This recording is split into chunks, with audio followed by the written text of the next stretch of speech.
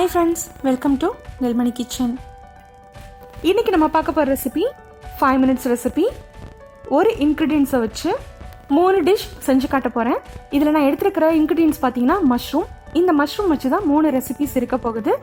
இப்போ இதை எப்படி பண்ணலாங்கிறத பார்க்கலாம் வாங்க. கடாய் ஒன்று வச்சுருக்கேன். இதில் கொஞ்சமாக எண்ணெய் ஊற்றிக்கலாம். எண்ணெய் கொஞ்சம் சூடாகட்டும். எண்ணெய் நல்லா சூடாயிடுச்சு. இப்போ கொஞ்சமாக சோம்பு சேர்த்துக்கிறேன். சோம்பு வெடிச்சதும் கொஞ்சம் கருவேப்பிலை சேர்த்துக்கலாம்.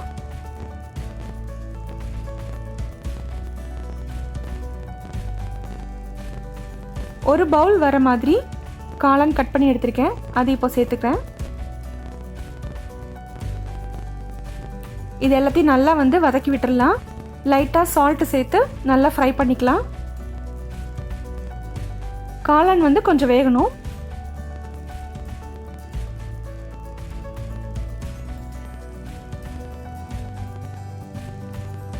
காளான் ஈஸியாக குக் ஆகிடும், ரொம்ப நேரம் ஆகாது.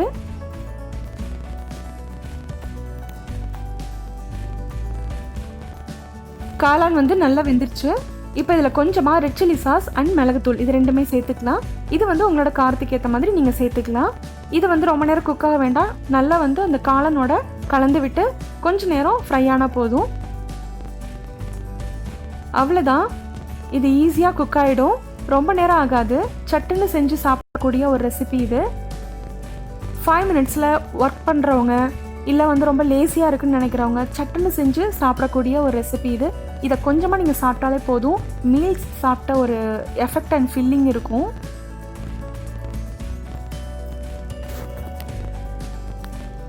அவ்வளோதான், ரெட் சில்லி மஷ்ரூம் ஃப்ரை ரெடியாக இருக்குது.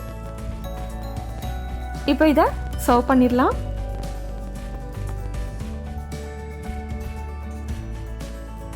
நெக்ஸ்ட் ரெசிபி பார்த்தீங்கன்னா க்ரீமி மஷ்ரூம்.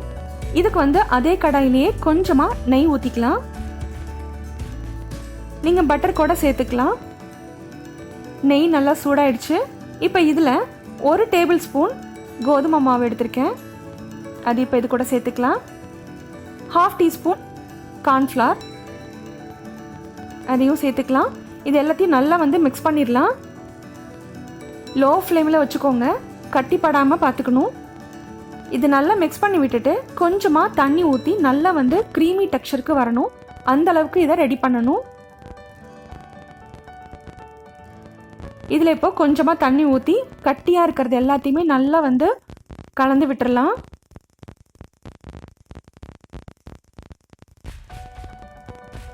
கைவிடாமல் நல்லா கட்டிப்படாமல் நல்லா கரைச்சி விட்டுட்டே இருந்தீங்கன்னா இந்த மாதிரி க்ரீமியாக வரும்.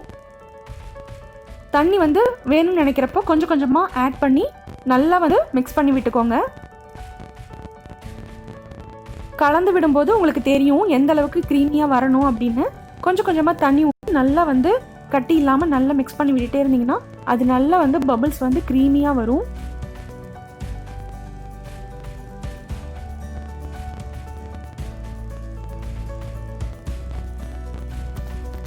கட்டி இல்லாமல் நல்லா க்ரீமியாக டெக்ஸ்சருக்கு வந்திருக்கு.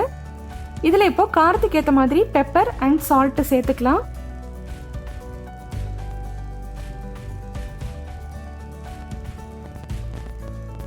நல்லா கலந்து விட்டுடலாம்.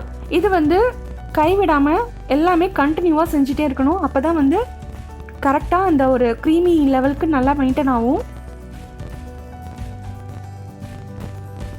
இப்போ 1 கப் மஷ்ரூம் எடுத்து வச்சிருக்கேன், அதை இப்போ சேர்த்துக்கலாம்.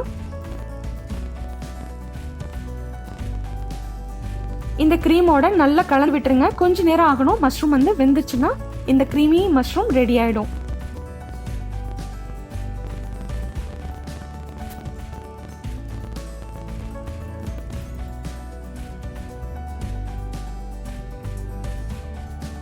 மஷ்ரூம் நல்லா குக் ஆயிடுச்சு. Creamy mushroom ready. இப்போ இதை சர்வ் பண்ணிடலாம். நெக்ஸ்ட் நம்ம பார்க்க போகிறது எக் மஷ்ரூம் ஃப்ரை. இதுக்கு இப்போ கொஞ்சமாக எண்ணெய் ஊற்றிருக்கேன், கொஞ்சமாக சோம்பு சேர்த்துருக்கேன். சோம்பு வெடிச்சதும் 1 கப் மஷ்ரூம் கட் பண்ணி வச்சது அதையும் சேர்த்துக்கலாம். கொஞ்ச நேரம் நல்லா ஃப்ரை பண்ணலாம். இதில் இப்போ 3 முட்டை உடச்சி ஊற்றிருக்கேன். உங்களுக்கு எவ்வளோ வேணுமோ நீங்கள் எடுத்துக்கலாம். இதில் கொஞ்சமாக மிளகுத்தூள், ஜீரகத்தூள், உப்பு இது எல்லாத்தையும் நல்லா சேர்த்துட்டு கலந்து விட்டுறலாம். நல்லா மஷ்ரூம் அண்ட் எக்கு நல்லா மிக்ஸ் ஆகணும். எக் அண்ட் மஷ்ரூம் ரெண்டுமே நல்லா குக் ஆகிருக்கு. இப்போ இது ரெடி ஆகிடுச்சு. இதில் காரம் அதிகமாக இல்லாதனால குழந்தைங்க ரொம்பவே விரும்பி சாப்பிடுவாங்க. அந்தளவுக்கு இது டேஸ்ட்டு சூப்பராக இருக்கும். இப்போ இது ரெடியாக இருக்குது. இப்போ நம்ம பிளேட்டில் சர்வ் பண்ணிடலாம். Egg mushroom fry ready. இந்த மஷ்ரூம் பார்த்தீங்கன்னா சாப்பாட்டுக்கு பதிலாக இந்த மஷ்ரூம் நீங்கள் சாப்பிட்லாம். அந்தளவுக்கு ரொம்பவே ரிச்சான அண்ட் ஃபில்லிங்கான ஒரு ஃபுட்டுன்னு சொல்லலாம். சாப்பாடு சாப்பிட முடியாத டைமில், நீங்கள் அது சமைக்க முடியாத நேரத்தில் கூட இந்த மாதிரி காளான் உங்கள் வீட்டில் இருந்துச்சுன்னா 5 மினிட்ஸில் ரெடி பண்ணி நீங்கள் சாப்பிட்லாம். ரொம்பவே ஃபில்லிங்காக இருக்கும். இந்த ரெசிபி உங்களுக்கு பிடிச்சிருந்தா லைக் பண்ணுங்கள், ஷேர் பண்ணுங்கள், மறக்காமல் சப்ஸ்கிரைப் பண்ணிக்கோங்க. இதே மாதிரி டிஃப்ரெண்ட்டான ரெசிபிஸோட நெக்ஸ்ட் வீடியோவில் பார்க்கலாம். பாய்.